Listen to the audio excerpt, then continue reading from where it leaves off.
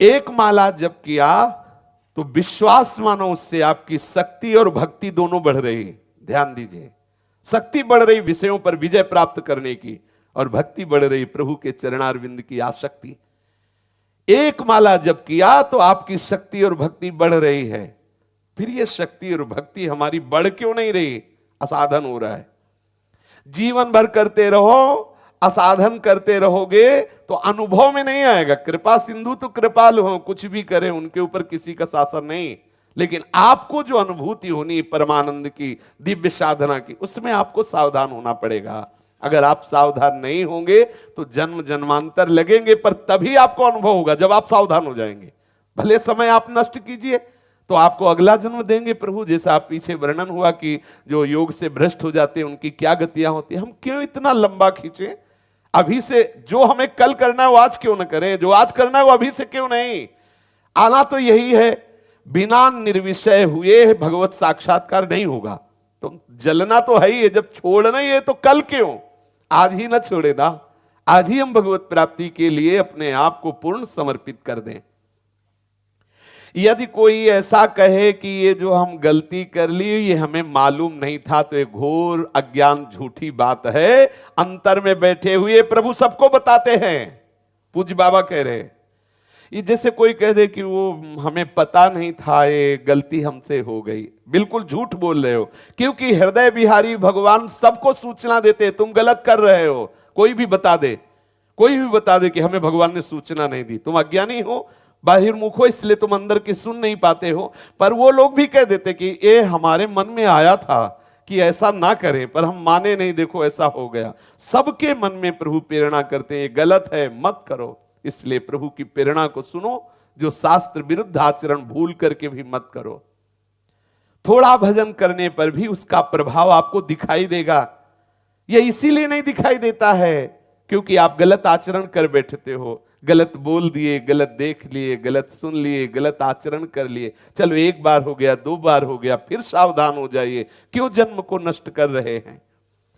यहां ऐसा उपदेश किया जाता है, यार भगवान का शरणागत चाहे जितना गंदा आचरण करे भगवान उद्धार कर देंगे, क्योंकि उससे हमको जोड़ना है। यह केवल जोड़ने की बात है। लोहा चाहे जितना जंगहा हो, पारसमणि उसे सोना कर देगी कब? जब स्पर्श हो जाएगा। स्पर्श होते ही लोहे का स्वरूप खत्म हो जाएगा। ऐसे ही जो देहाभिमानी जीव गुरु शरणागत, आचार्य के शरणागत, इष्ट के शरणागत, तो फिर भूल न दे कुमारक पाऊं, आएगी स्थिति आएगी। आप तभी तक परास्त हो रहे हैं जब तक आप आज्ञा का पालन नहीं कर रहे। हम हो या आप हो, शास्त्र आज्ञा गुरु आज्ञा की अवहेलना करेंगे तभी तक माया रौंदेगी। और नहीं आज्ञा पे चलना शुरू कर दे, फिर बताएं कि आपके पास विघ्न कहां है। विघ्न नाम की वस्तु ही नहीं है, केवल प्रभु ही प्रभु, आनंद ही आनंद। बड़े से बड़ा विघ्न आएगा, आपकी भक्ति का उत्थान करेगा, पतन हो ही नहीं सकता। पतन तभी होता है जब आज्ञा का उल्लंघन होता है, मनमानी आचरण होते हैं। ये जीवन प्रभु को दे दीजिए, मान जाइए ये बातें। ये गंदे आचरण जनित जो प्रेरणाएं होती, सह जाइए। सह जाओगे तो बहुत बड़ी वस्तु मिलेगी। जैसे कोई अत्यंत भूखा हो तो दो चार ग्रास खाने पर उसकी भूख शांत नहीं होती। जब वो और अधिक भोजन पाएगा तो उसको समझ में आ जाएगा कि मेरी भूख तो पहले कवल से ही शांत होनी शुरू हो गई थी। ऐसे ही बहुत जन्मों से हम कुछ न कुछ शुभ अशुभ आचरण पाप पुण्य के करते चले आ रहे हैं। भगवदानंद की भूख बहुत जन्मों से हमारी है। अब हम थोड़ा भजन करते हैं, हमें समझ में नहीं आता, हम और भजन बढ़ाएं और भजन बढ़ाएं, रात दिन भजन करने लगे, तब समझ में आएगा कि भजन से शांति तो प्रथम दिन से ही शुरू हो गई थी। रात दिन भजन करने का मतलब है रात दिन युद्ध करके माया को परास्त करना। हंसना छोड़ दो, केवल प्रभु के लिए रोना प्रारंभ कर दो। पूज्य पादुड़िया बाबा जी कह रहे हैं, प्रभु मुझे विकारों से बचाओ, प्रभु मुझे निरंतरता भजन की दो, प्रभु अपने प्रेमी जनों का संग दो, प्रभु मुझे संभाल लो, मैं आपका होना चाहता हूं, आप मुझे वैसे आचरण दे दो, वैसी बुद्धि दे दो। यदि हमारा रोना प्रभु के लिए होने लगे तो हमारा काम बन जाए। देखो विवश क्या करता है, बच्चा क्या करता है, रो देता है क्योंकि उससे कुछ होने वाला नहीं। तो हम कम से कम रोना तो सीख जाए। हम एकांत में बैठकर अपने प्रभु से प्रार्थना करें कि प्रभु मुझे संभाल लो, जब आपने स्वीकार किया है, शरणागति दी, तो नाथ मुझे अपने लायक बना लो। भजन करने वाले का जब तक भजन में राग नहीं होगा तब तक उसके हृदय में सच्चाई नहीं आएगी। ध्यान दीजिए, हमारा भजन क्यों नहीं निरंतर होता? क्योंकि भजन में महत्व बुद्धि नहीं है। नाम जप कर रहे हैं, विषय की बातें कर रहे हैं, प्रपंच की बातें कर रहे हैं, आवश्यकता पड़ी, बिना माला पूरा हुई है, इसे छोड़ दिया, प्रपंच के कार्य में महत्व बुद्धि है। देखो इन महापुरुषों की महत्व बुद्धि, बात करने के लिए जब आता है तो हिचकते हैं कि कैसे नाम छोड़ करके बोले। वो मनाते हैं कि हमसे कोई बात न करे, हमसे कोई मिले ना, जिससे हमारे प्रभु का चिंतन न छूटे। पूज्य पंडित गया प्रसाद जी महाराज जैसे परिक्रमा लगाते होते, कोई संत महात्मा ही मिलने तो बहुत विवश हो जाते, फिर खड़े हो जाते। खड़े होकर जो वार्ता की वो भी भगवद वार्ता, और फिर परिक्रमा को प्रणाम करके रजमुख में डाल के फिर मौन होके लगाते। नाम नाम, इतना नाम में प्रेम हो जाए कि बोलना पड़े तो ऐसा लगे कि क्यों बोल रहा हूं, क्यों मैं बात कर रहा हूं। हमें थोड़ा उसके लिए कष्ट होना चाहिए बोलने के लिए। हम तो ऐसी साधारण बातों में माला रख देते हैं, साधारण बातों में भजन छोड़ देते हैं। भजन में जब तक राग नहीं होगा तब तक सच्चाई जीवन में नहीं आएगी। जो सत्यता चाहिए, जो साधुता चाहिए, जो भगवत प्रीत्यर्थ जीवन चाहिए, वो नहीं हो पाएगा। भजन में राग करो, लेकिन राग केवल पहले से ही नहीं हो जाता है। आरंभ में तो कठोरता पूर्वक भजन करना होता है, नियम पूर्वक भजन करना होता है, जबरदस्ती भजन करना होता है। किसी ने प्रश्न किया कि जब हम नाम जप करते हैं तो हमारा सर दर्द करने लगता है। इसके लिए दो ही बातें हैं। आपका ब्रह्मचर्य बहुत ही खराब हो चुका है, क्योंकि आपकी जो तंतुएं हैं, जो नस नाड़ियां हैं, वो शक्तिहीन हो गई है।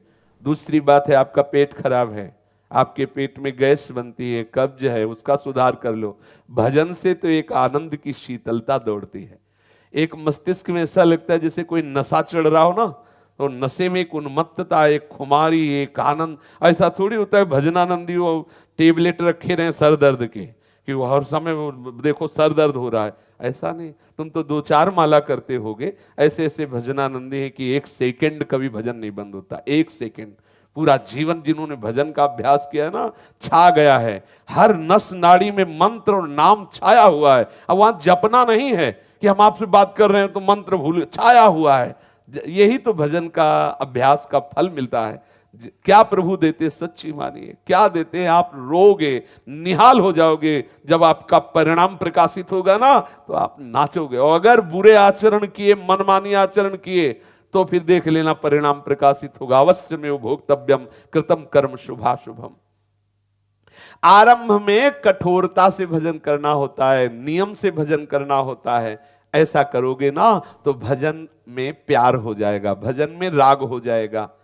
किंतु ऐसा तभी होता है जब संत महापुरुषों का संग होता है, गुरुजनों की आज्ञा, तभी कठोरता भी आएगी। जैसे आप सुन रहे हो ना, तो ये वाणी जाके आपको चैन नहीं लेने देगी, आपके हृदय में जलन पैदा कर देगी, आपके हृदय में एक वीरता आ जाएगी, विषयों को परास्त करने का बल आ जाएगा।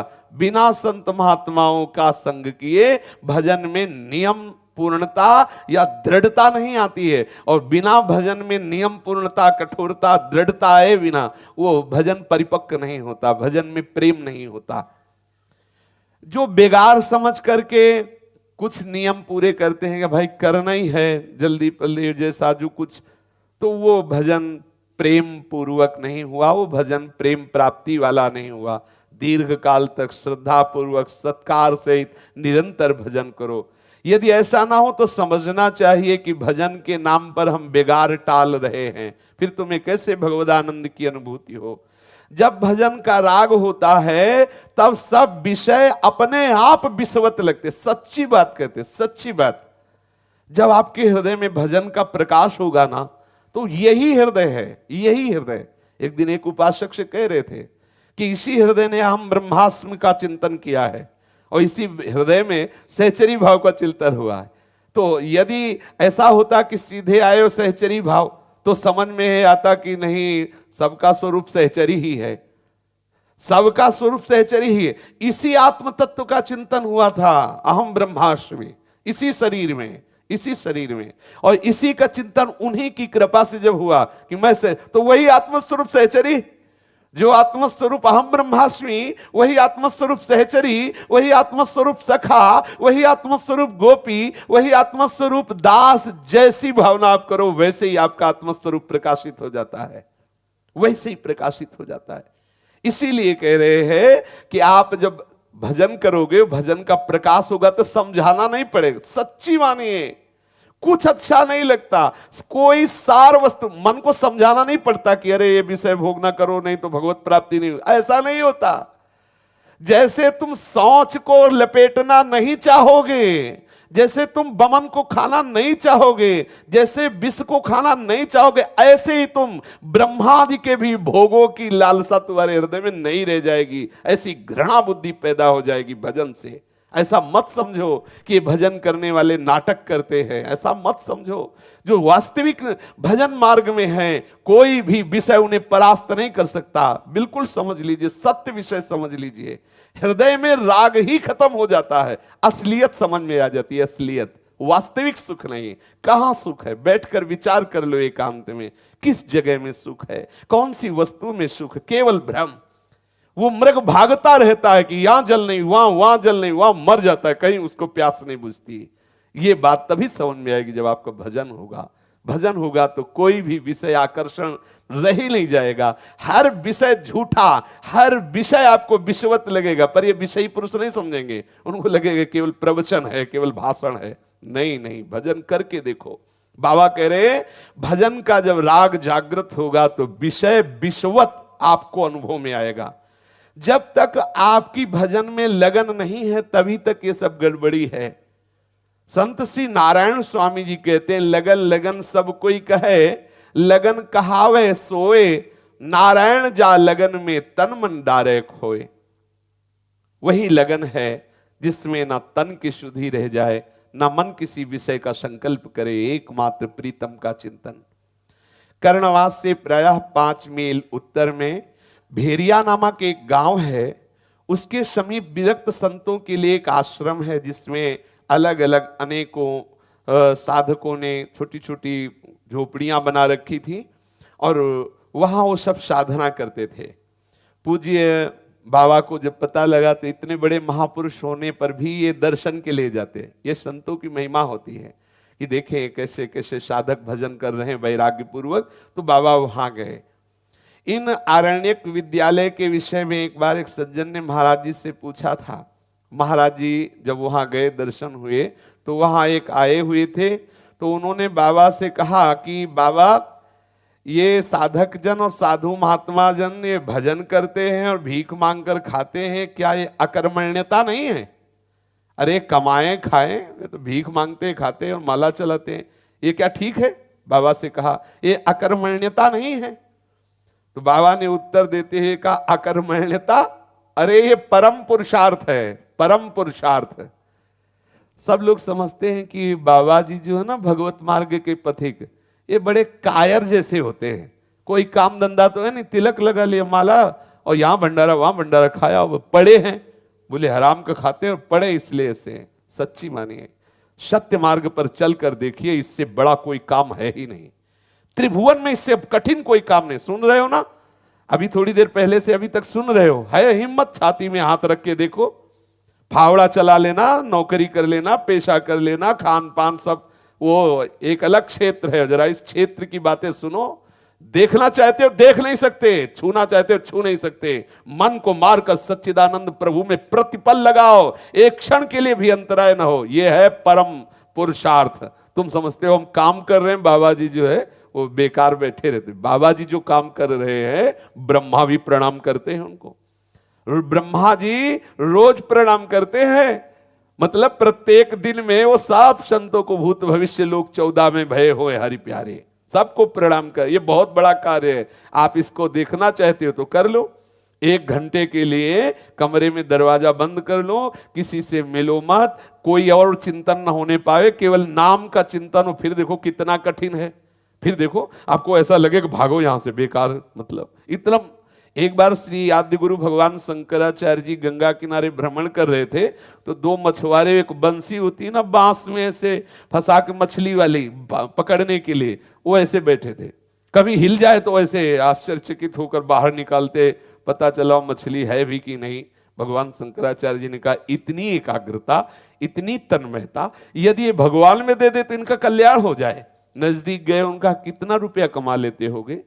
तो उनका परिवार का पोषण होता है, 10 20 50 जो भी मिल जाते हैं ऐसे मछली मारने से। बोले चलो एक आश्रम में चलो, 4 घंटे वहां श्रीमन नारायण नारायण नारायण करना, आपको भोजन मिलेगा, आपके परिवार के लिए भोजन दिला देंगे, और जितने रुपए तुम रोज कमाते हो वो दिला देंगे।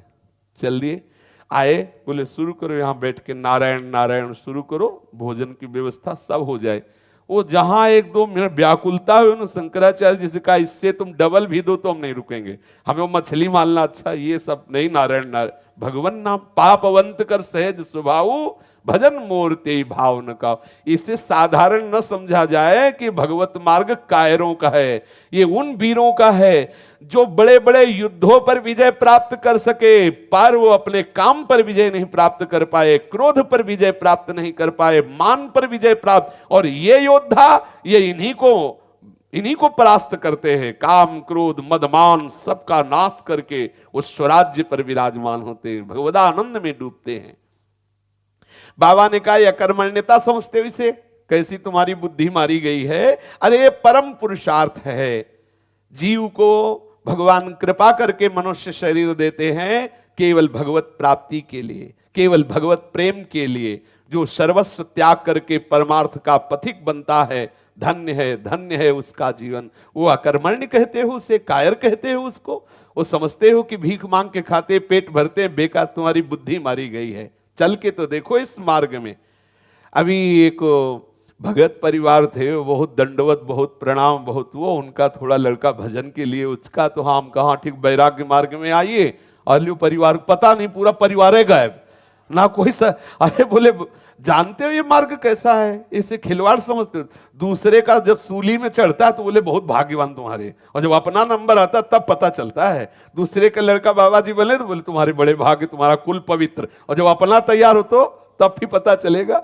ये साधारण नहीं है मार्ग, आप चल के तो देखो इस मार्ग में, हृदय की गति आपको बता देगी कि ये मार्ग क्या है। दूर से केवल बोल देना बाबा जी सब पाखंडी, बाबा जी सब, चल के तो देखो ये उन बहादुरों का मार्ग है जहां बड़े बड़े बहादुर हार गए, वहां ये विजय प्राप्त करते, काम क्रोध लोभ मोह मद मत्सर सबको परास्त करके और प्रभु के चरणारविंद की समीपता प्राप्त करते हैं। पूज्य बाबा ने ये कहा कि ऐसा कभी चिंतन नहीं करना चाहिए किसी को, ये बहुत बड़ा अपराध है कि संत लोग ये कायर हैं, ये भीख मांगते खाते हैं, ये किसी काम के नहीं, ऐसा मत सोचो। देखो संत महात्मा जन एकांत में बैठकर भजन करते हैं तो उसका प्रभाव संपूर्ण विश्व को प्राप्त होता है। जैसे अभी किसी ने सूचना दी थी कि आप सावधान रहना, वो कौन रोना धो कोरोना क्या है, हाँ कह रहे थे वो वायरस पता नहीं कहां से उठा हो, अब हमें तो पता, किसी ने कहीं वो कौन सा जीव, वो चमगादड़ चमगादड़ को खाया होगा, कहीं भोगना पड़ रहा है ना सबको, कहीं पाया होगा, और वहां का वायरस देखो यहां आया कि नहीं। तो ये भजन का वायरस इतना भी श्रेष्ठ नहीं है, भजन का वायरस इससे भी श्रेष्ठ नहीं है। मतलब उस कोरोना वायरस से सब घबरा रहे हैं कि अरे वो कहां से आया है, बोले वो वहां कहां, चील से आया है। अरे भारत का वायरस देखो हर देश में मिलेगा, हरे कृष्णा हरे कृष्ण, ये वायरस नहीं है। एकांत में बैठा हुआ महात्मा रामकृष्ण हरि बोल रहा है, तुमको उसके वायरस पर विश्वास नहीं है? वो संपूर्ण विश्व का मंगल एक कोठरी में बैठे हुए कर रहा है। जैसे भारतवासी किसी ने नहीं खाया वो चमगादड़, किसी ने नहीं खाया, लेकिन भोगला पड़ रहा है, सब सावधान, मुंह पे पट्टी लगाओ, ऐसा करो वैसा करो। क्यों क्यों? अरे बोले वो खाया उसने तो वही भोगे, नहीं। अगर एक पापाचरण करता है उसको संभाला नहीं गया तो पूरे विश्व को भोगना पड़ता है। देखो कैसे भोगना पड़ता है। एक परिवार का सदस्य कुमार्गामी हो तो पूरे परिवार को डंडे खाने पड़ते हैं। एक अगर पूरे विश्व में किसी एक देश में घोर अत्याचार हो तो उसका प्रभाव सब देशों को भोगना पड़ता है। देख लो, अगर भारत देश के किसी कोने में बैठ करके एक महात्मा अपने जीवन को भगवद अर्पित करता है तो उसका भजन संपूर्ण विश्व का मंगल करता है, ऐसे जैसे ये वायरस करता है। पर यह बात सबकी समझ में नहीं आएगा। ये बात तो समझ में आ जाएगी वायरस वाली, लेकिन ये समझ में आएगी भजन का भी वायरस होता है। भजन का वायरस जन्म मरण के महान दुख से आपको मुक्त कर देगा। इसलिए पूज्य बाबा कहते कभी संतों के प्रति ऐसा मत सोचो कि ये संत जन कायर हैं, भीख मांग के खाते, एकांत में अपना पेट भरते, किसी काम के नहीं, देश के काम के नहीं। ऐसा लोग बोल देते हैं, किस काम के, न समाज के काम लायक है न देश के। सोचो अगर आपका भजन, आपका भगवत चिंतन चल रहा है तो आपके शरीर से, सबके शरीर से वायु में परमाणु फैलते हैं। आपके शरीर से जो परमाणु फैलेंगे वो आपको पता नहीं चलेगा। जो पापाचरण करते हैं उनको भी शांति मिलेगी, उनका भी मंगल होगा। इसलिए अगर आज जगत कुछ प्रसन्न है पापाचरण करते हुए, तो इन महात्माओं की चरण धूल की वंदना करो। इनके भजन से पवित्र हो रहे हो, इनके भजन से सुरक्षित हो रहे हो। जिस दिन इन भजनानंदी महात्माओं का अंतर्ध्यान स्वरूप हो जाएगा और जहां रामकृष्ण हरि का यश और रामकृष्ण हरि का कीर्तन नहीं होगा, तब देख लेना भाव भ्रष्टाचारा सब संसारा, धर्म सुने नहीं काना, कलिकाल बिहाल किए मनुजा ने, मानत को अनुजा तनुजा। आग लग जाएगी संसार में वासना की और सब जलेंगे। इसलिए कभी कोई संत महात्माओं पर ऐसी भावना न करे कि ये तो हराम का खाते हैं और केवल ऐसे ही जीवन व्यतीत कर रहे हैं।